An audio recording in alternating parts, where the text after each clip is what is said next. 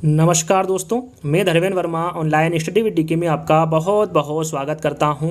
आज की क्लास दोस्तों बहुत ही महत्वपूर्ण होने वाली है क्योंकि आज आपको बाल विकास की महामैराथन क्लास देखने को मिलेगी।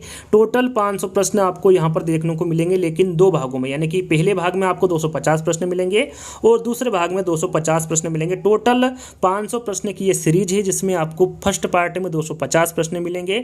तो आपको इसके बिल्कुल भी नहीं करना है, वीडियो को पूरा देखना है और अंत में हमें जरूर बताना है कि आज का जो वीडियो है वो आपको कैसा लगा। सबसे पहले आपको क्या करना है, सबसे पहले वीडियो को आपको लाइक करना है। देखिए पीडीएफ बनाने में और वीडियो बनाने में काफ़ी मेहनत लगती है, तो सिर्फ आपसे हम 3 कार्य करने को कहेंगे। सबसे पहले आपको वीडियो को लाइक करना है और जितने भी आपके पास ग्रुप है सब में इस वीडियो को ज़्यादा से ज़्यादा शेयर करना है और जितने भी ये वीडियो देख रहे हैं सभी को चैनल को सब्सक्राइब कर लेना है।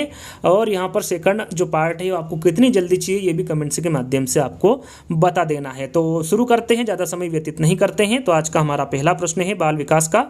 बालक के विकास पर पहली बार वैज्ञानिक विचरण किसने प्रस्तुत किया था? तो ये पेस्टालोजी ने किया था। पेस्टालोजी की प्रसिद्ध रचना कौन सी है? तो इनकी जो प्रसिद्ध रचना है वो बेबी बायोग्राफी है। याद रखिएगा, 2 बार प्रश्न को रिपीट नहीं करूंगा, एक बार में भी आंसर आपको बता दिया करूंगा जिससे कि ज़्यादा समय व्यतीत ना हो हमारा। तीसरा प्रश्न है वर्तमान में बाल मनोविज्ञान को अन्य किस नाम से जाना जाता है? तो इसे बाल विकास के नाम से जाना जाता है। बाल अध्ययन आंदोलन का संबंध किस स्थान से है? तो ये अमेरिका से। कहाँ हुआ था बाल अध्ययन आंदोलन? तो ये अमेरिका में हुआ था।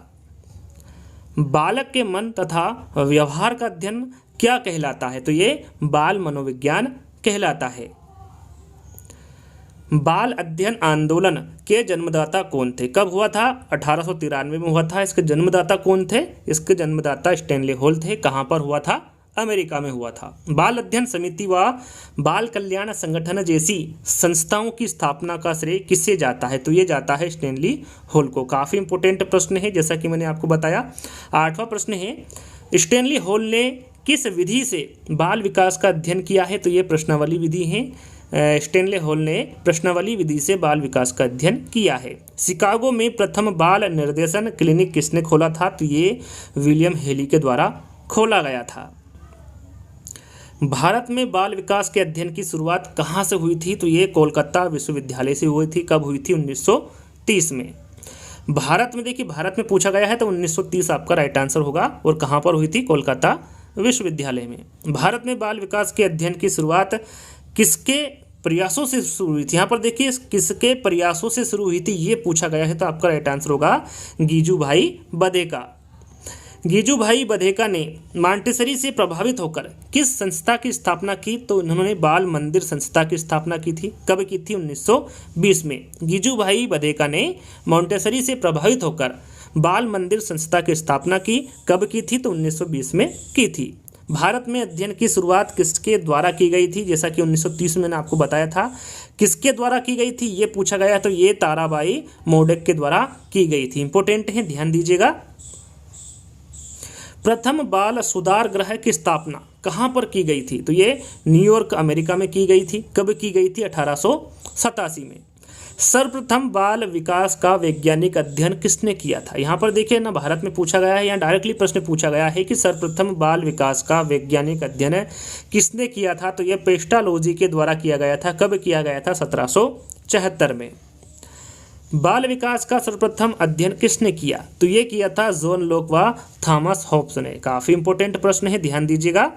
मनोविज्ञान को अंग्रेजी भाषा में क्या कहा जाता है? तो ये साइकोलॉजी कहा जाता है। मनोविज्ञान को अंग्रेजी भाषा में क्या कहा जाता है? साइकोलॉजी कहा जाता है।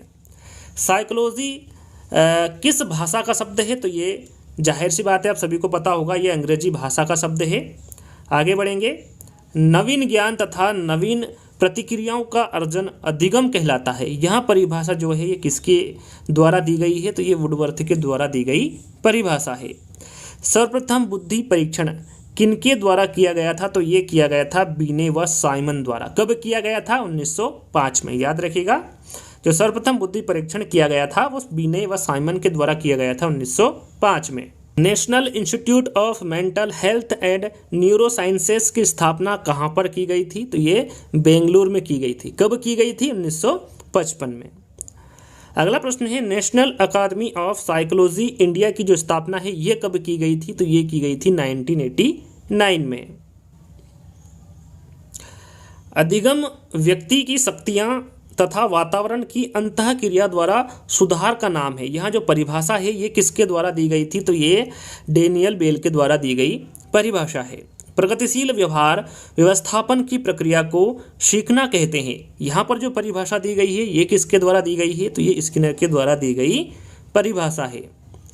1951 में रोगी केंद्रित चिकित्सा का प्रतिपादन किसने किया था? किसने किया था?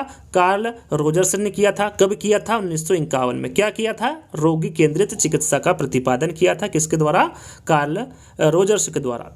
मोटिवेशनल एक पर्सनैलिटी नामक पुस्तक किसके द्वारा लिखी गई है? एक बार फिर पढ़ लेते हैं। एक पर्सनैलिटी नामक जो पुस्तक है ये किसके द्वारा लिखी गई है? तो ये मेस्लो के द्वारा लिखी गई पुस्तक है।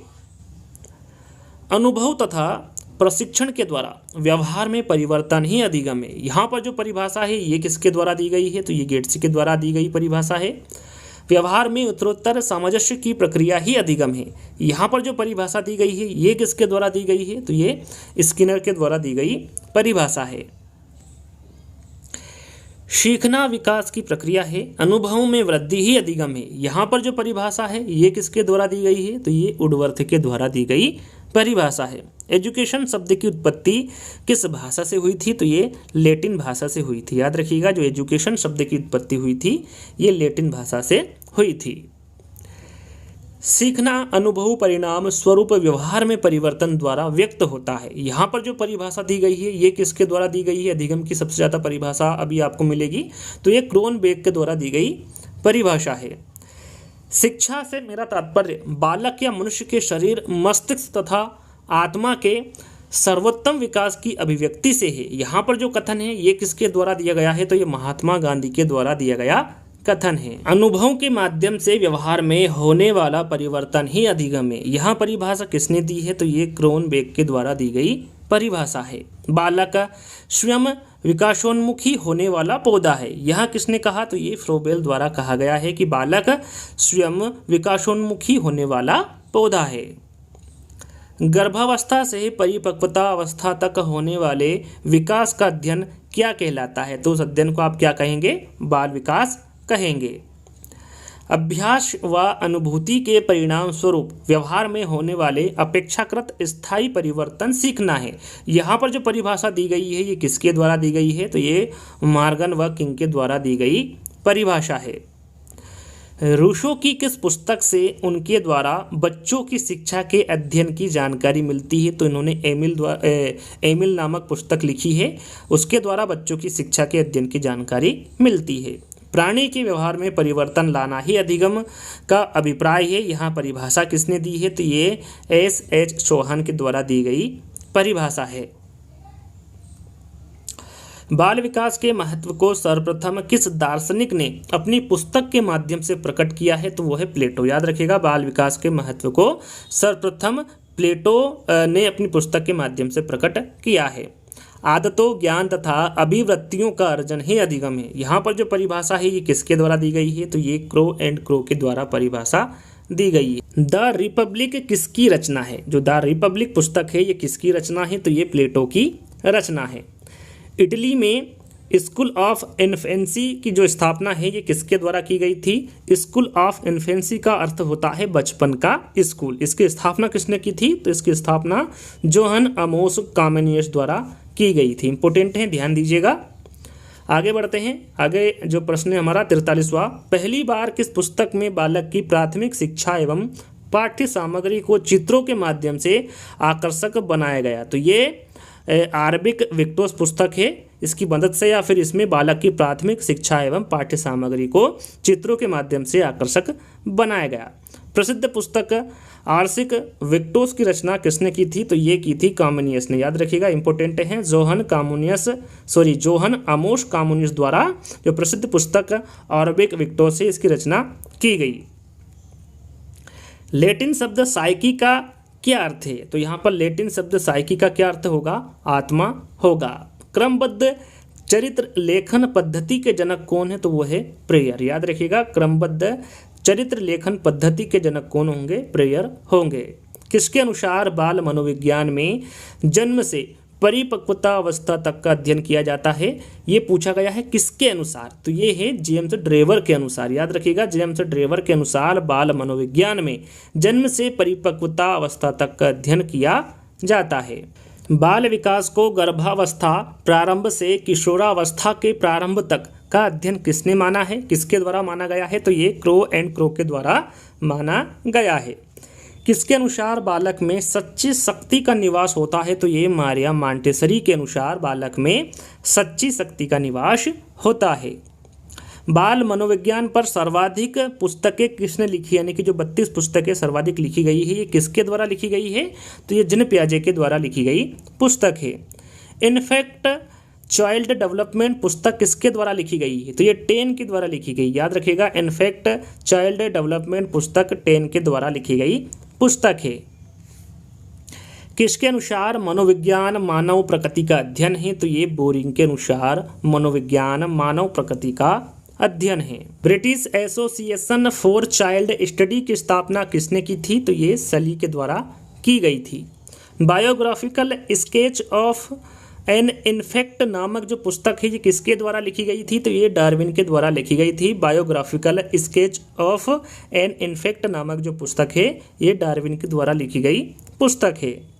मनोविज्ञान वातावरण के संपर्क में होने वाले मानव व्यवहारों का अध्ययन है। यहाँ कथन किसका है? तो ये वुडवर्थ का कथन है।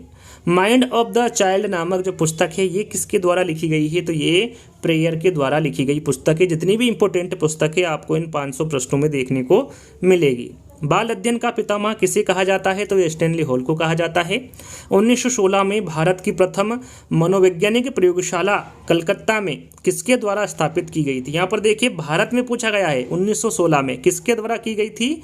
तो ये नरेंद्र नाथ सेन गुप्ता के द्वारा की गई थी। 1916 में भारत की प्रथम मनोवैज्ञानिक प्रयोगशाला कहाँ पर की गई थी? कोलकाता में। भारतीय मनोविज्ञान एसोसिएशन की स्थापना कब हुई थी? देखिए, भारतीय मनोविज्ञान की स्थापना पूछी गई है।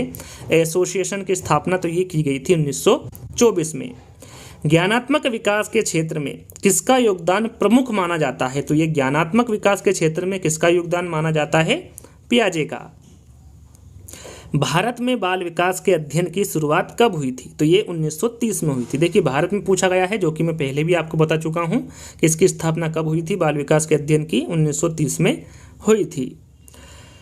बाल अध्ययन की क्रमबद्ध चरित्र लेखन विधि का प्रतिपादक कौन है? तो इसके बारे में भी आपको बता चुका हूँ, फ्रेयर है। देखिए, कुछ प्रश्न ऐसे होंगे जो रिपीटेड होंगे, क्योंकि ये 500 प्रश्न में ऐसा देखना मुश्किल हो जाता है कि कौन सा प्रश्न आ चुका है कौन सा नहीं, लेकिन काफ़ी हद तक आपको यहाँ पर ऐसा नहीं देखने को मिलेगा। कुछ ही प्रश्न देखने को मिलेंगे, लगभग 8 से 10 प्रश्न ही रिपीटेड प्रश्न है, इससे ज़्यादा नहीं है।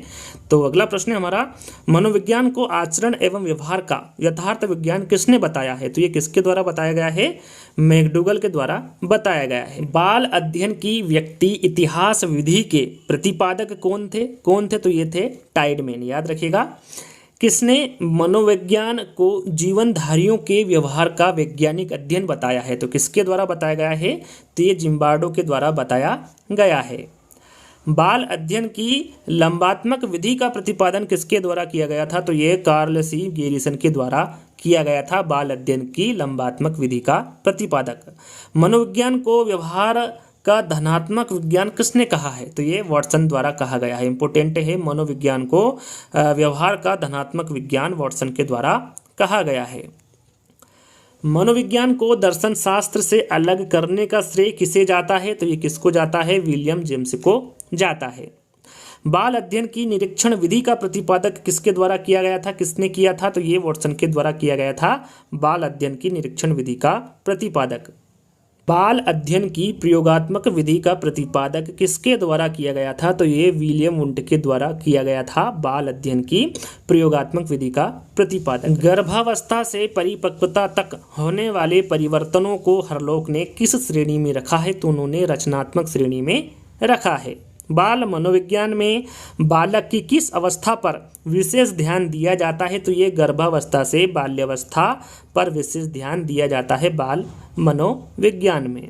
मनोविज्ञान के अध्ययन का आरंभ किसके द्वारा शुरू हुआ था? यहाँ पर देखिए मनोविज्ञान के अध्ययन का आरंभ पूछा गया है, तो आपका राइट आंसर होगा अरस्तु। अरस्तु के काल में किस विषय की एक शाखा के रूप में मनोविज्ञान का अध्ययन आरंभ हुआ? तो यह है दर्शन शास्त्र। बाल विकास में बालक की किस अवस्था पर ध्यान देते हुए अध्ययन किया जाता है? तो ये गर्भावस्था से किशोरावस्था, जैसा कि थोड़ी देर पहले ही मैंने आपको बताया था। सीखने का अनोखा काल किसे कहा जाता है? तो यहाँ पर देखिए सीखने का अनोखा काल और जीवन का अनोखा काल दोनों में अंतर है, दोनों में ध्यान दीजिएगा। सीखने का अनोखा काल पूछे तो आपका राइट आंसर शेषावस्था होगा, और जीवन का अनोखा काल पूछे तो आपका राइट आंसर बाल्यावस्था होगा। याद रखिएगा, दोनों प्रश्न आपके सामने हैं। अगला प्रश्न है हमारा, बाल विकास को किस अवस्था को पठार अथवा विश्रामा अवस्था कहा जाता है? तो ये जन्म के 10 दिन से जो 14 दिन की अवस्था होती है उसे पठार अथवा विश्रामावस्था कहा जाता है। अंग्रेजी शब्द साइकोलॉजी का अर्थ क्या है? अंग्रेजी शब्द साइकोलॉजी का अर्थ क्या है? इसके बारे में आपको बता चुका हूं, आत्मा का अध्ययन। अंग्रेजी शब्द साइकोलॉजी का जो अर्थ होता है वो आत्मा का अध्ययन होता है। मनोविज्ञान पहले किसकी एक शाखा के रूप में प्रयोग किया जाता था? तो ये दर्शन शास्त्र है। मनोविज्ञान शब्द का सर्वप्रथम प्रयोग किसने किया था? तो ये रुडोल्फ के द्वारा किया गया था। याद रखिएगा, मनोविज्ञान शब्द का जो सर्वप्रथम प्रयोग किया था ये रुडोल्फ के द्वारा किया गया था। बाल विकास की किस अवस्था को संवेदना तथा ज्ञानेंद्रियों से सीखने की अवस्था माना जाता है? तो यह है जन्म से 2 वर्ष तक की अवस्था। बालक स्वार्थी तथा स्वकेंद्रित किस अवस्था में होता है? तो वो अवस्था होती है जन्म से 2 वर्ष तक की, जिसमें बालक स्वार्थी तथा स्वकेंद्रित अवस्था में होता है, जो कि जन्म से 2 वर्ष तक की होती है।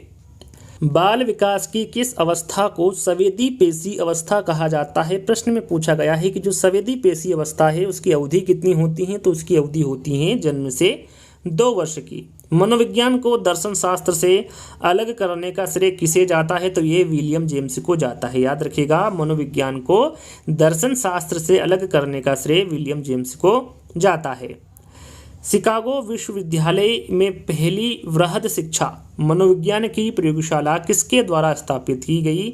तो ये जॉन डीवी के द्वारा की गई। दूध के दांतों की कितनी संख्या होती है? यहाँ पर देखिए दूध के दांतों की संख्या पूछी है, तो आपका राइट आंसर कितना होगा? 20 होगा। स्थायी दांत कितने होते हैं? 32 होते हैं। आपका अगला प्रश्न है, उत्तर प्रदेश बेसिक शिक्षा परियोजना कब से प्रभावी है? तो ये थी 5 अक्टूबर 1981 से। अनुकूलित क्रिया के परिणाम स्वरूप आदत का निर्माण ही अधिगम है। यहाँ पर जो परिभाषा दी गई है ये किसके द्वारा दी गई है? तो ये पावलोव के द्वारा दी गई परिभाषा है। तुम मुझे एक बालक दे दो, मैं उसे ऐसा बनाऊंगा जैसा तुम चाहते हो। यहाँ पर जो कथन दिया गया है ये किसके द्वारा दिया गया है? तो ये जेबी वॉटसन द्वारा दिया गया कथन है। मनुष्य को जो कुछ भी बनना होता है वह 4 से 5 वर्षों में बन जाता है। यहाँ कथन किसका है? तो यहाँ पर जो कथन दिया गया है ये फ्राइड के द्वारा दिया गया कथन है। जीवन के प्रथम 2 वर्षों में बालक अपने भावी जीवन का शिलान्यास करता है। यहाँ कथन किसका है? तो ये स्ट्रिंग द्वारा दिया गया कथन है। बालक के हाथ पैर और नेत्र उसके प्रारंभिक शिक्षक होते हैं। यहाँ पर जो दिया गया कथन है ये किसका है? तो ये रूसो का कथन है। सर्वप्रथम मनोविज्ञान ने अपनी आत्मा का त्याग किया, फिर इसने अपने मन का त्याग किया, फिर इसने चेतना का आविष्कार किया। अब वहाँ व्यवहार को स्वीकार करता है। यहाँ पर जो कथन दिया गया है ये किसका कथन है? ये किसके द्वारा दिया गया कथन है? तो ये वुडवर्थ के द्वारा दिया गया कथन है। व्यवहार में अर्जन में उत्तरोत्तर या फिर क्रमशः प्रगति ही अधिगम है। यहाँ पर जो परिभाषा दी गई है ये किसके द्वारा दी गई है? स्किनर के द्वारा दी गई परिभाषा है। 20वीं सदी को बालक की शताब्दी कहा है, ये किसके द्वारा कहा गया है? तो ये क्रो एंड क्रो के द्वारा कहा गया है 20वीं सदी को बालक की शताब्दी। अनुकूलित अनुक्रिया द्वारा व्यवहार में परिवर्तन ही अधिगम है। प्रयास और त्रुटि से होने के माध्यम से व्यवहार में होने वाला परिवर्तन ही अधिगम है। यह परिभाषा किस मनोवैज्ञानिक ने दी है? तो यहाँ जो परिभाषा दी गई है ये पावलोव के द्वारा दी गई परिभाषा है। गिरो या फिर जो गेंग वाली जो अवस्था होती है वह कौन सी अवस्था होती है? तो वो होती है बाल्य अवस्था। इस अवस्था को गिरो या फिर गेंग वाली अवस्था कहते हैं। इसमें बालक गेंग बना के या फिर गिरो बना के खेलते हैं। बालक का मस्तिष्क कोरा स्लेट होता है, यहाँ किसका कथन है? यहाँ पर देखिए, प्रश्न को ध्यान से पढ़िएगा। बालक का मस्तिष्क कोरा स्लेट होता है, बालक का मस्तिष्क कोरा कागज होता है। दोनों प्रश्न यहाँ पर एक जैसे लग रहे हैं। बालक का मस्तिष्क कोरा स्लेट होता है, आपका राइट आंसर क्या होगा? प्लेटो। स्लेट से आप याद रख सकते हैं, स्लेट और प्लेट में ज़्यादा अंतर नहीं है। तो इस तरीके से आप इस प्रश्न को याद कर सकते हैं कि जो बालक का मस्तिष्क कोरा स्लेट होता है, यहाँ कथन किसके द्वारा दिया गया है? प्लेटो के द्वारा। बालक का मस्तिष्क कोरा कागज होता है, यहाँ कथन किसके द्वारा दिया गया है? जॉन लॉक के द्वारा दिया गया कथन है। अब देखिए एक और प्रश्न है, बालक का मन कोरा कागज होता है, यहाँ कथन किसका है? तो ये रूसो का कथन है। तीनों प्रश्न आपको एक जैसे लगेंगे, इसके आंसर अलग अलग है। तीनों को अच्छे से पढ़िएगा, आंसर ध्यान में रखिएगा। 102वां प्रश्न है हमारा, स्वस्थ शरीर में ही स्वस्थ मस्तिष्क होता है, यहाँ पर जो कथन है ये किसके द्वारा दिया गया है? अरस्तु द्वारा दिया गया कथन है। शिक्षा एक त्रिध्रुवी प्रक्रिया, यहाँ पर देखिए त्रिध्रुवी प्रक्रिया पूछे तो आपका राइट आंसर होगा जॉन डीवी। और यदि शिक्षा एक द्विध्रुवी प्रक्रिया है, यहाँ किसने कहा? तो आपका राइट आंसर होगा जॉन एडम्स। याद रखिएगा, शिक्षा एक त्रिध्रुवी प्रक्रिया पूछे, यहाँ किसने कहा? तो ये जॉन डीवी के द्वारा कहा गया। और शिक्षा एक द्विध्रुवी प्रक्रिया है, यहाँ किसने कहा? तो ये जॉन एडम्स के द्वारा कहा गया। मूल्यांकन एक त्रिमुखी प्रक्रिया है, यहाँ किसके द्वारा कहा गया? तो ये ब्लूम के द्वारा कहा गया कि जो मूल्यांकन है वो एक त्रिमुखी प्रक्रिया है। वंशानुक्रम माता और पिता से संतान को प्राप्त होने वाले गुणों का नाम है, यहाँ कथन किसने दिया है या फिर किसका कथन है? तो ये रूथ वेलेंडिक्ट का कथन है। किसने कहा है शिक्षा का कार्य मानव समाज को सुसंस्कृत बनाना है? तो ये श्री अरविंदो का कहना है। नवीन परिस्थितियों में अपने आप को अनुकूलित करना ही अधिगम है, यहाँ परिभाषा किसने दी है? तो यहाँ परिभाषा हिलगार्ड के द्वारा दी गई है। संप्रेषण के कितने प्रकार होते हैं? तो संप्रेषण के 2 प्रकार होते हैं। कौन कौन से? एक तो होता है शाब्दिक और दूसरा होता है अशाब्दिक। भारत में सामाजिक मनोविज्ञान की प्रथम पुस्तक किसने लिखी? तो ये लिखी थी नरेंद्र नाथ सेन गुप्ता व राधा कमल मुखर्जी ने। याद रखिएगा, भारत में जो सामाजिक मनोविज्ञान की प्रथम पुस्तक है वो नरेंद्र नाथ सेन गुप्ता व राधा कमल मुखर्जी के द्वारा लिखी गई। सीखने का आदर्श काल किसे माना जाता है? तो ये शैशवावस्था को माना जाता है। समुचित सावेकिक विकास की दृष्टि से स्वर्णिम काल किसे कहा जाता है? तो ये शैशवावस्था को कहा जाता है। याद रखिएगा, पियाजे ने बुद्धि को किसके प्रति समायोजन योग्यताओं के रूप में परिभाषित किया है? तो यह है भौतिक एवं सामाजिक पर्यावरण। किस विद्वान ने नैतिक वृद्धि की अवस्थाओं की अवधारणा प्रस्तुत की है? तो ये कोहलबर्ग के द्वारा की गई है। याद रखिएगा, कोहलबर्ग ने नैतिक वृद्धि की अवस्थाओं की अवधारणा प्रस्तुत की है। जिन पियाजे के अनुसार कोई बच्चा किस अवस्था में अपने परिवेश की वस्तुओं को पहचानने एवं उसमें विभेद करने लगता है? तो वो है पूर्व सक्रियात्मक अवस्था। वाइगोत्स्की के अनुसार बच्चे अपने साथी समूह के सक्रिय सदस्य कब होते हैं? तो ये कहाँ पर होते हैं? सॉरी, कब होते हैं? तो ये किशोरावस्था में होते हैं। बाल मनोविज्ञान को जन्म पूर्व अवस्था से परिपक्वता तक का अध्ययन किसने माना है? तो ये बर्क ने माना है। याद रखिएगा, जन्म पूर्व अवस्था से परिपक्वता तक का जो अध्ययन माना है वो बर्क के द्वारा माना गया है। फ्रॉयड के अनुसार किसी बच्चे में सामाजिकरण की प्रक्रिया हेतु सर्वोत्तम आयु होती है, तो वो होती है 5 वर्ष की। बालकों के नैतिक विकास को समझने के लिए जिन पियाजे ने कौन सी विधि को अपनाया? तो ये साक्षात्कार विधि को इन्होंने अपनाया।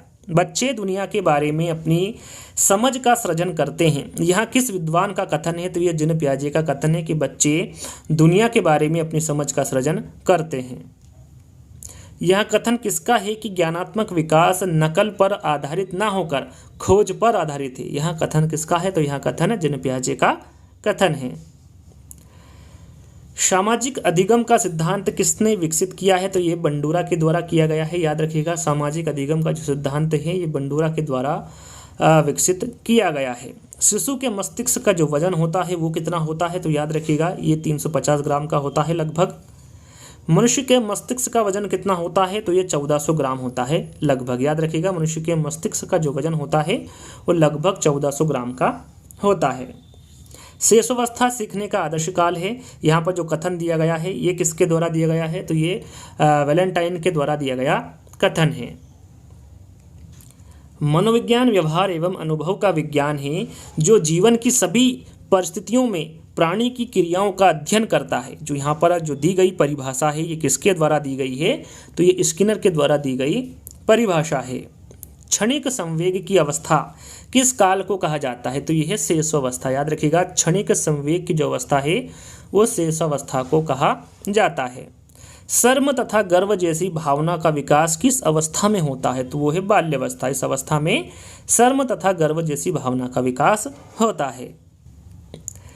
किस काल को भावी जीवन की आधारशिला कहा जाता है, तो वो है शेषावस्था। याद रखिएगा, इस काल को भावी जीवन का आधारशिला कहा जाता है। शैशव काल का समय कौन सा होता है, यहाँ पर देखिए शैशव काल का समय पूछा है, तो राइट आंसर आपका जन्म से 3 सप्ताह तक होगा। मनोविज्ञान मानव व्यवहार एवं मानव संबंधों का अध्ययन है, यह किसने कहा, तो ये क्रो एंड क्रो के द्वारा कहा गया। जीवन का सबसे महत्वपूर्ण काल किसे कहा जाता है, तो ये शेषावस्था को कहा जाता है। जीवन का जो सबसे महत्वपूर्ण काल कहा जाता है वो किसको कहा जाता है, शेषावस्था को कहा जाता है। मनोविज्ञान व्यवहार का निश्चित एवं धनात्मक विज्ञान है, यहाँ कथन किसका है, तो यहाँ पर जो दिया गया कथन है ये वॉटसन का कथन है। अधिगम का सामान्य अर्थ क्या है, सभी को पता है, साधारण सा प्रश्न है, सीखना होता है। अधिगम का सामान्य अर्थ अनुभव द्वारा व्यवहार में होने वाला परिवर्तन क्या कहलाता है, तो ये सीखना कहलाता है। शिक्षा का अधिनियम ये कब लागू हुआ था, तो ये 1 अप्रैल 2010 को लागू हुआ था शिक्षा का अधिनियम। शिक्षा का अनिवार्य एवं निःशुल्क शिक्षा का अधिनियम ये कब लागू किया गया, तो ये अगस्त 2009 को लागू किया गया। मानसिक आयु के माध्यम से बुद्धि को परिभाषित किसने किया, तो ये किया था अल्फ्रेड बीने ने। मानसिक आयु के माध्यम से जो बुद्धि को परिभाषित किया गया ये अल्फ्रेड बीने के द्वारा किया गया। अल्फ्रेड बीने किस देश के निवासी थे, तो ये फ्रांस के निवासी थे। याद रखिएगा, जो अल्फ्रेड बीने हैं ये फ्रांस के निवासी थे।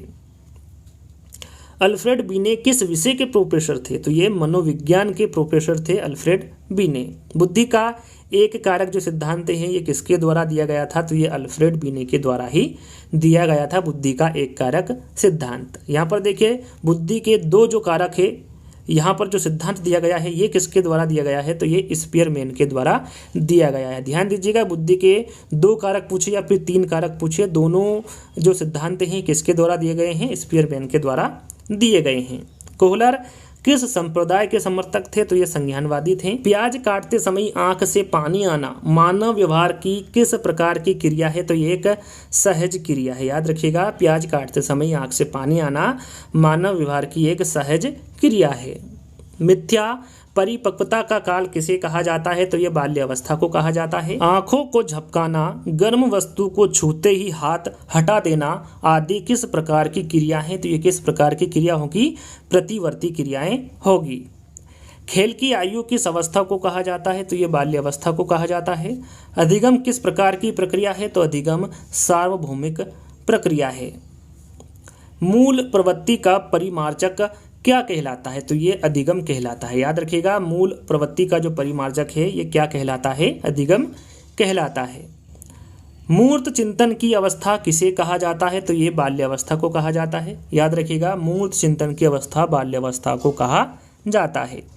किस प्रकार के परिवर्तनों को अधिगम में शामिल किया गया है, तो ये है स्थायी। याद रखिएगा, स्थायी परिवर्तनों को अधिगम में शामिल किया गया है। मनोविज्ञान वातावरण के संपर्क में आने वाले व्यक्ति के क्रियाकलापों का विज्ञान है। यह परिभाषा किसके द्वारा दी गई है, वुडवर्थ के द्वारा यह परिभाषा दी गई है। जीवन का अनोखा काल किसे कहा जाता है, तो ये बाल्यावस्था है। बाल्यावस्था को जीवन का अनोखा काल कहा जाता है। मनोविज्ञान आचरण व व्यवहार का यथार्थ विज्ञान है, यहाँ किसका कथन है, तो ये मैकडूगल का कथन है। अमूर्त चिंतन की अवस्था किसे कहा जाता है, तो ये किशोरावस्था को कहा जाता है। जो अमूर्त चिंतन की अवस्था कहा जाता है ये किशोरावस्था को कहा जाता है।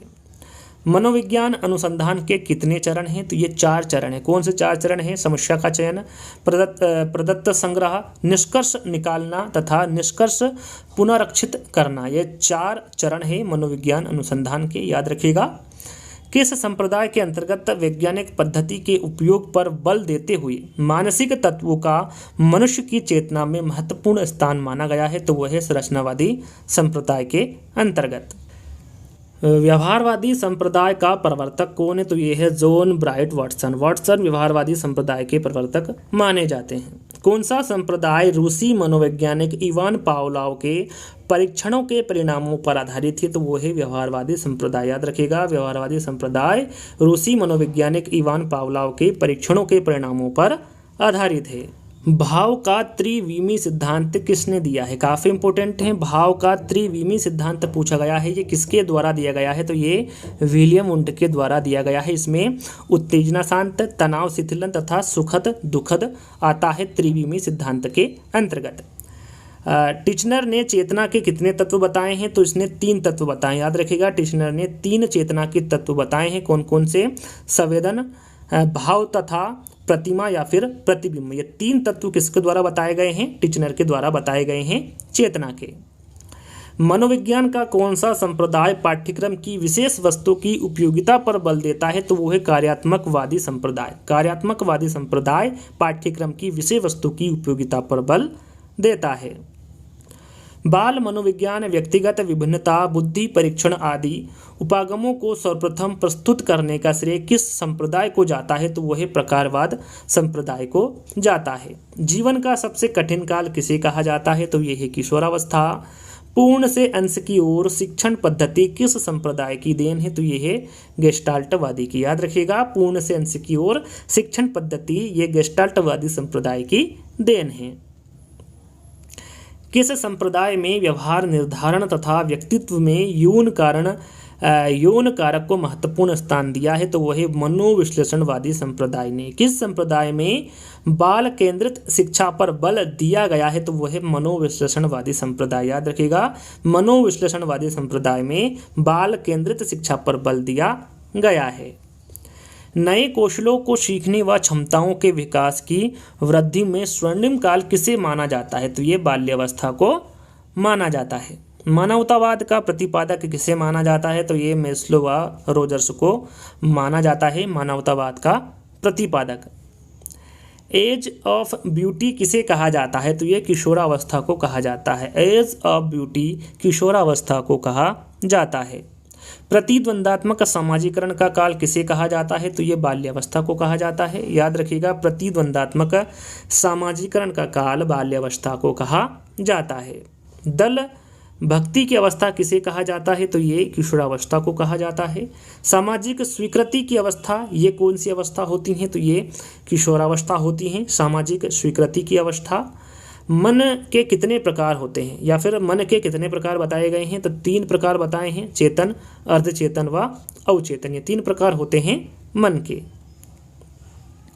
शिक्षा व मनोविज्ञान को जोड़ने वाली कड़ी क्या कहलाती है? तो वो मानव व्यवहार कहलाती है। याद रखिएगा, शिक्षा व मनोविज्ञान को जोड़ने वाली कड़ी मानव व्यवहार कहलाती है। मनोविज्ञान शिक्षा का आधारभूत विज्ञान है, यह कथन किसका है? तो ये स्किनर का कथन है कि मनोविज्ञान शिक्षा का आधारभूत विज्ञान है।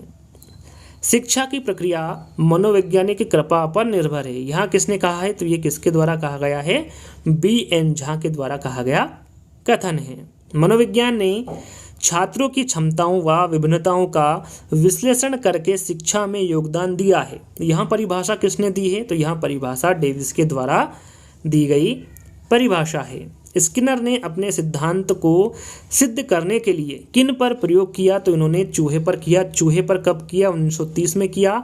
और फिर किया कबूतर पर। कबूतर पर कब किया था? 1943 में। शिक्षक द्वारा प्रयुक्त शिक्षण विधि में प्रयोग किए गए भावार्थ, उदाहरण, प्रश्नोत्तर इत्यादि को क्या कहा जाता है? तो इसे शिक्षण युक्ति कहा जाता है। शिक्षण विधियां तथा शिक्षण युक्तियां संयुक्त रूप से किसमें समाहित रहती हैं? तो ये व्यूह रचना में समाहित रहती हैं। याद रखिएगा, शिक्षण विधियां तथा शिक्षण युक्तियां संयुक्त रूप से व्यूह रचना में समाहित रहती हैं। वे आदर्श जिन्हें एक निश्चित सीमा तक ही प्राप्त किया जा सकता है क्या कहलाते हैं? तो वो लक्ष्य कहलाते हैं कि वे आदर्श जिन्हें एक निश्चित सीमा तक ही प्राप्त किया जा सकता है वहाँ लक्ष्य कहलाते हैं।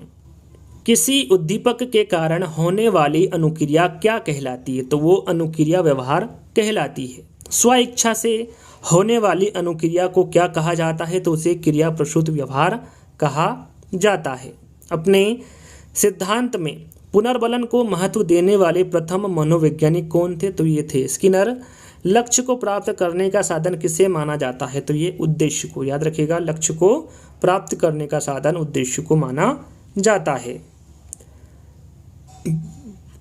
मनोविज्ञान में उद्देश्य शब्द का सर्वप्रथम प्रयोग किसने किया था? तो ये बोबित महोदय ने। याद रखिएगा, मनोविज्ञान में उद्देश्य शब्द का जो सर्वप्रथम प्रयोग किया था वो बोबित महोदय द्वारा किया गया था। अगला प्रश्न है, ब्लूम ने शैक्षिक उद्देश्यों का वर्गीकरण करते हुए इसे कितने भागों में विभाजित किया है? तो उन्होंने 3 भागों में विभाजित किया है। कौन कौन से 3 भाग? संज्ञानात्मक पक्ष, भावात्मक पक्ष और क्रियात्मक पक्ष। याद रखिएगा, ब्लूम ने शैक्षिक उद्देश्यों का वर्गीकरण करते हुए इसे कितने भागों में विभाजित किया है? 3 भागों में।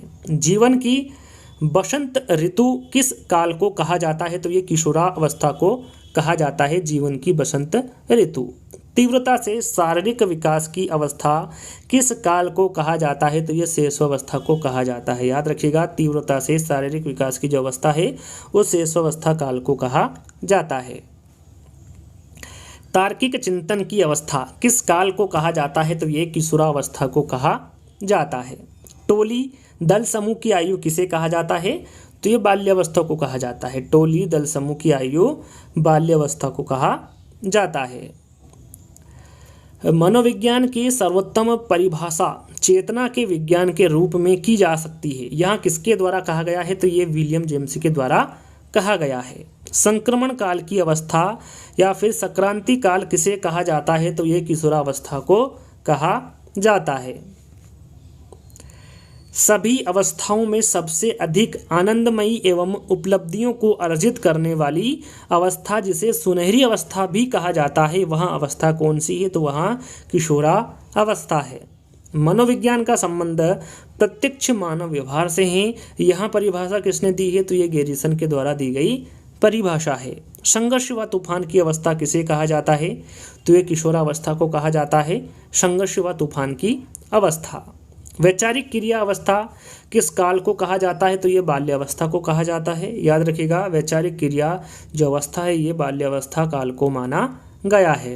इंडियन साइको एनालिटिकल एसोसिएशन की स्थापना किसने की थी? तो ये प्रोफेसर बोस के द्वारा की गई थी। कब की गई थी? 1922 में। आत्मसम्मान व आत्मस्वीकृति की अवस्था का काल किसे कहा जाता है? तो ये किशोरावस्था को कहा जाता है। कॉल्सनिक ने किशोरावस्था का काल किस आयु तक माना है? तो उन्होंने 12 से 21 वर्ष तक की आयु को माना है।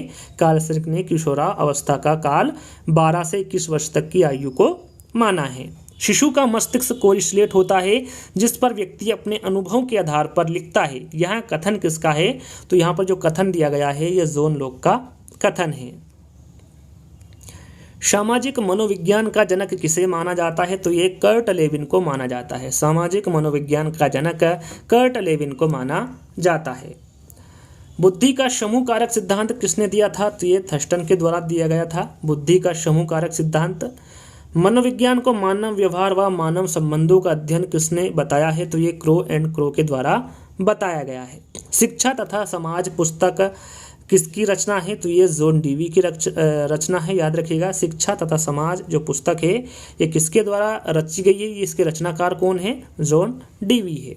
बालक के मन तथा व्यवहार का अध्ययन करने वाली शाखा किस नाम से जानी जाती है? तो ये बाल मनोविज्ञान के नाम से जानी जाती है। किसने मनोविज्ञान को मानव एवं पशु व्यवहार का विज्ञान बताया है? किसके द्वारा बताया गया है? तो ये मॉर्गन के द्वारा बताया गया है। प्रिंसिपल ऑफ साइकोलॉजी किसकी रचना है? सरल सा है, आप सभी को पता है, विलियम जेम्स के द्वारा रची गई पुस्तक है प्रिंसिपल ऑफ साइकोलॉजी। मनोविज्ञान की आधारशिला किस पुस्तक को कहा जाता है? तो ये प्रिंसिपल ऑफ साइकोलॉजी को ही कहा जाता है। मनोविज्ञान को आत्मा का विज्ञान किसने कहा है? तो ये प्लेटो ने भी कहा है। अरस्तु और डेकार्ट इन तीनों ने ही मनोविज्ञान को आत्मा का विज्ञान कहा है। मनोविज्ञान को मन अथवा मस्तिष्क का विज्ञान किसने कहा है? तो ये पाम्पोलोजी द्वारा कहा गया है। मनोविज्ञान को चेतना का विज्ञान किसने कहा? ध्यान दीजिएगा, मनोविज्ञान को मन अथवा मस्तिष्क का विज्ञान पाम्पोलोजी द्वारा कहा गया है। मनोविज्ञान को चेतना का विज्ञान किसके द्वारा कहा गया है? तो ये William Wundt, William James, wipes व जेम्स सली के द्वारा कहा गया है मनोविज्ञान को चेतना का विज्ञान। Psychology in a third world country the Indian experience किसकी रचना है। यहाँ पर जो पुस्तक है इसकी रचनाकार कौन है, किसके द्वारा लिखी गई है, तो ये दुर्गानंद सिन्हा के द्वारा लिखी गई पुस्तक है। कलकत्ता विश्वविद्यालय में प्रायोगिक मनोविज्ञान का प्रथम पाठ्यक्रम कब शुरू किया गया था, तो ये किया गया था 1915 में। याद रखिएगा, कलकत्ता विश्वविद्यालय में प्रायोगिक मनोविज्ञान का प्रथम पाठ्यक्रम कब शुरू किया गया था, तो ये 1915 में किया गया था। मनोविज्ञान का आदि जनक किसे कहा जाता है, तो ये अरस्तु को कहा जाता है मनोविज्ञान का आदि जनक। आधुनिक मनोविज्ञान का जनक किसे माना जाता है, तो ये विलियम जेम्स को माना जाता है आधुनिक मनोविज्ञान का जनक। आगे बढ़ते हैं। पहली मनोवैज्ञानिक प्रयोगशाला की स्थापना किसके द्वारा की गई, तो ये विलियम वुंड के द्वारा की गई थी। प्रथम मनोवैज्ञानिक प्रयोगशाला को कहाँ पर स्थापित किया गया था, तो लिप्जिग में जर्मनी में किया गया था प्रथम मनोवैज्ञानिक प्रयोगशाला को। याद रखिएगा, काफ़ी इंपॉर्टेंट है दोनों ही प्रश्न। और अगला प्रश्न है, सामाजिक विज्ञान विषय के शिक्षण का एनसीईआरटी 2005 के अनुसार क्या लक्ष्य निर्धारित किया गया था, तो ये लक्ष्य था विद्यार्थियों में आलोचनात्मक व मानसिक जागरूकता विकसित करना। एनसीईआरटी 2005 के अनुसार सामाजिक अध्ययन के माध्यम से बालकों में किन मूल्यों का विकास किया जाना चाहिए, तो ये लोकतांत्रिक मूल्यों का विकास किया जाना चाहिए। किस दार्शनिक ने चेतना को एक बुरा शब्द बताकर इसकी आलोचना की है, तो ये है विलियम मैकडूगल। याद रखिएगा, विलियम मैकडूगल ने चेतना को एक बुरा शब्द बताकर इसकी आलोचना की है। आउटलाइन ऑफ साइकोलॉजी किसकी प्रसिद्ध रचना है, तो ये विलियम मैकडूगल की प्रसिद्ध रचना है आउटलाइन ऑफ साइकोलॉजी। याद रखिएगा, इंपोर्टेंट प्रश्न है। एनसीईआरटी 2005 के अनुसार शिक्षण किसके लिए किया जाता है, किस हेतु किया जाता है, तो ये छात्रों को ज्ञान निर्माण में सक्षम बनाने हेतु किया जाता है। विज्ञान विषय के शिक्षण का एनसीईआरटी 2005 के अनुसार क्या लक्ष्य निर्धारित किया गया है, तो ये लक्ष्य बालकों में जिज्ञासु प्रवृत्ति एवं सृजनशीलता का विकास करना है। एनसीईआरटी 2005 के अनुसार बच्चों के आकलन का सही तरीका क्या है, तो यह है दैनिक गतिविधियां। ये सही तरीका है एनसीईआरटी 2005 के अनुसार बच्चों के आकलन का। बुद्धि का बहुकारक सिद्धांत किसने दिया था, तो यह थॉर्नडाइक द्वारा दिया गया था। याद रखिएगा, बुद्धि का जो बहुकारक सिद्धांत दिया गया था यह थॉर्नडाइक द्वारा दिया गया था। एनसीईआरटी 2005 के अनुसार प्राथमिक स्तर पर भाषा का माध्यम क्या होना चाहिए। यहाँ पर देखिए, प्राथमिक स्तर पर भाषा का माध्यम पूछा गया है, तो वो मातृभाषा है। जो स्थानीय लोग हैं वहाँ पर जो बोले जाने वाली भाषा है उसे ही मातृभाषा कहते हैं। जो प्राथमिक स्तर पर भाषा का माध्यम होना चाहिए एनसीईआरटी 2005 के अनुसार, तो मातृभाषा का होना चाहिए। अमेरिकन मनोवैज्ञानिक संघ की जो स्थापना है ये किसके द्वारा की गई थी, तो ये स्टैनले हॉल के द्वारा की गई थी। कब की गई थी, 1892 में। आगे बढ़ते हैं। इलाहाबाद में मनोविज्ञान शाला की स्थापना कब की गई थी, तो ये कब की गई थी, 1954 में की गई थी। याद रखिएगा, इलाहाबाद में जो मनोविज्ञान शाला की स्थापना की गई थी वो 1954 में की गई थी। मनुष्य में अंतर्निहित पूर्णता की अभिव्यक्ति ही शिक्षा है, यह कथन किसका है, तो ये स्वामी विवेकानंद जी का कथन है कि मनुष्य में अंतर्निहित पूर्णता ही अभिव्यक्ति ही शिक्षा है। शिक्षा वह प्रक्रिया है जिसके द्वारा बालक के व्यवहार में परिवर्तन लाया जाता है। यहाँ पर जो दिया गया कथन है ये किसका है, तो ये ब्राउन का कथन है। आधुनिक शिक्षा का संबंध व्यक्ति एवं समाज दोनों के कल्याण से है, यह कथन किसका है, तो ये फ्रेडसन का कथन है। अधिगम के किस अनुक्षेत्र का उद्देश्य बालक में सामाजिकता एवं संवेगात्मक परिपक्वता विकसित करना होता है, तो यह है भावात्मक अनुक्षेत्र। अधिगम की किस प्रक्रिया को बैंकिंग मॉडल भी कहा जाता है, तो ये कहा जाता है रटना को। याद रखिएगा, अधिगम के रटना को बैंकिंग मॉडल भी कहा जाता है। किसी तथ्य को समझकर उस पर तर्क वितर्क की क्षमता प्राप्त करना क्या कहलाता है, तो वो प्रोसेसिंग मॉडल कहलाता है या फिर सीखना कहलाता है। स्किनर ने शिक्षा मनोविज्ञान की शुरुआत किससे मानी है, तो ये मानी है अरस्तु से। प्रश्न को दोहरा लेते हैं। स्किनर ने शिक्षा मनोविज्ञान की शुरुआत किससे मानी है, तो ये अरस्तु से मानी है। प्रथम शैक्षिक मनोवैज्ञानिक किसे माना जाता है, तो ये थॉर्नडाइक को माना जाता है। याद रखिएगा, प्रथम शैक्षिक मनोवैज्ञानिक थॉर्नडाइक को माना जाता है। आधुनिक शिक्षा मनोविज्ञान में किसका योगदान माना जाता है, तो ये केटल व थॉर्नडाइक का माना जाता है। याद रखिएगा, आधुनिक शिक्षा मनोविज्ञान में जो योगदान माना जाता है वो केटल व थॉर्नडाइक का माना जाता है। शिक्षा के मनोवैज्ञानिक नियम, सिद्धांत व मानव विकास के नियम पर बल किसने डाला है? किसके द्वारा बल डाला गया है? तो ये पेस्टोलॉजी के द्वारा डाला गया बल है। साहचर्य पर आधारित अधिगम क्या कहलाता है? तो ये अनुबंध कहलाता है। साहचर्य पर आधारित अधिगम अनुबंध कहलाता है, ध्यान दीजिएगा। मनोविज्ञान में कितने प्रकार के अनुबंध दिए गए हैं? तो ये 2 प्रकार के हैं, प्राचीन तथा क्रिया प्रसूत अनुबंधन और नैमित्तिक अनुबंधन। ये 2 प्रकार के अनुबंधन दिए गए हैं मनोविज्ञान में। अधिगम का संबंधवाद सिद्धांत किसने प्रतिपादित किया है? तो ये थॉर्नडाइक ने किया है, याद रखिएगा। अधिगम का संबंधवाद सिद्धांत थॉर्नडाइक द्वारा प्रतिपादित किया गया है। निदानात्मक विधि या फिर व्यक्ति इतिहास विधि का प्रतिपादक कौन है? किसके द्वारा किया गया है? तो ये टाइडमैन के द्वारा किया गया है, याद रखिएगा। यहाँ प्रश्न रिपीटेड है, पहले भी इस प्रश्न के बारे में आपको बता चुके हैं। शिक्षा मनोविज्ञान की प्रश्नोत्तरी विधि का प्रतिपादक कौन है? तो वो है शुक्रात। प्रश्नावली विधि का प्रतिपादक कौन है? तो वो है वुडवर्थ, याद रखिएगा। प्रश्नोत्तरी विधि का प्रतिपादक कौन है? तो वो है शुक्रात। और प्रश्नावली विधि के प्रतिपादक कौन है? तो वो है वुडवर्थ। ध्यान दीजिएगा, दोनों ही प्रश्न एक जैसे हैं और दोनों ही प्रश्न काफी इंपॉर्टेंट हैं, एग्जाम में पूछे जाते हैं। अगला प्रश्न है, थॉर्नडाइक के संबंधवाद सिद्धांत को अन्य किस नाम से जाना जाता है? तो इसे उद्दीपक अनुक्रिया सिद्धांत व एएसआर थ्योरी के नाम से भी जाना जाता है। थॉर्नडाइक के संबंधवाद सिद्धांत को और भी अन्य नाम से जाना जाता है। इस पर प्रॉपर्ली एक वीडियो बनाई है, यदि आपने नहीं देखी है तो देख लीजिएगा। शिक्षा मनोविज्ञान की समाजमिति विधि का प्रतिपादक कौन है? तो वो है जे.एल. मोरेनो। शिक्षा मनोविज्ञान की जो समाजमिति विधि के प्रतिपादक होंगे वो जे.एल. मोरेनो होंगे। एनिमल इंटेलिजेंस पुस्तक के लेखक कौन थे? यहाँ पर देखिए, एनिमल इंटेलिजेंस पुस्तक के लेखक के बारे में पूछा गया है, तो आपका राइट आंसर थॉर्नडाइक होगा। शिक्षा मनोविज्ञान की विकासात्मक विधि का प्रतिपादक किसके द्वारा किया गया है? तो ये जीन पियाजे के द्वारा किया गया है। जैसा कि मैंने आपको बताया था, टोटल 250 प्रश्न मिलेंगे भाग 1 में। तो अंतिम प्रश्न है, थॉर्नडाइक ने अधिगम का संबंधवाद सिद्धांत सिद्ध करने के लिए किस पर अपना प्रयोग किया था? तो इन्होंने भूखी बिल्ली पर अपना प्रयोग किया था। वैसे तो 500 प्रश्न की PDF आपके सामने है, तो इसकी जो सेकंड पार्ट है जल्दी हम लेकर आएंगे, तो आपको कमेंट्स के माध्यम से बताना है कितनी जल्दी आपको चाहिए। तो आज के जो 250 प्रश्न हैं दोस्तों यहीं पर समाप्त होते हैं। आज का वीडियो आपको कैसा लगा आपको कमेंट्स के माध्यम से बताना है। मैंने आपको क्या बताया, यदि अभी तक आपने वीडियो को लाइक करना नहीं किया तो लाइक करना है, जितने भी ग्रुप है उसमें शेयर करना है और सभी को चैनल को सब्सक्राइब कर लेना है। जल्दी से 3 कार्य अभी तक नहीं किए हैं तो कर लीजिएगा। जल्दी ही हम सेकंड पार्ट में मिलेंगे, जब तक के लिए धन्यवाद।